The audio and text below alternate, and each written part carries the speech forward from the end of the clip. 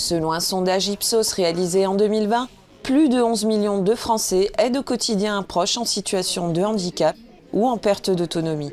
La commune de Sainte-Marie-aux-Mines recevait début octobre un forum entièrement dédié à l'accompagnement des aidants et leurs familles. Nombreux organismes de soutien étaient présents pour faire connaître leurs actions. Le but, c'est un petit peu de montrer les ressources qui existent sur le territoire pour pouvoir soutenir les personnes qui ont un proche en difficulté ou qui ont besoin de soutien, sachant que c'est quand même très compliqué en général de soutenir une personne malade ou avec un trouble dans sa vie au quotidien. Notre but, nous, c'est de faire de l'écoute et de l'orientation. Donc on peut nous appeler autant pour consulter un psychologue que d'aller voir la MDPH ou un problème de logement, quand on a un problème justement de santé mentale et que certaines démarches peuvent être compliquées. France Parkinson a répondu présent pour parler de ses actions contre des maladies dues au vieillissement de la population.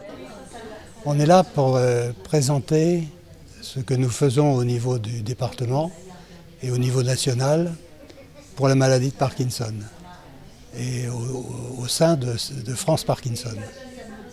Alors ce qu'on propose, c'est un certain nombre de rencontres, des conférences pour savoir ce qu'est la maladie de Parkinson, notamment pour les gens qui sont malades eux-mêmes et pour les aidants, souvent les accompagnants, les conjoints, donc faire connaître un petit peu ce qu'est la maladie et ce qu'on vit avec.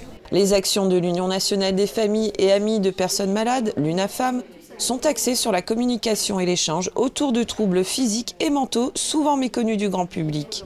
Les missions de l'UNAFAM, c'est d'apporter de l'aide aux familles, aux aidants en général, de personnes qui ont des troubles psychiques et aussi aux personnes, d'aider les personnes qui ont des troubles psychiques. Nos missions sont diverses, ça va être des permanences téléphoniques ou des permanences physiques où on va répondre aux questions des personnes. Ça va être aussi de faire des journées de formation sur les différents troubles, qu'ils soient la schizophrénie, la bipolarité, la dépression. On organise des groupes de parole.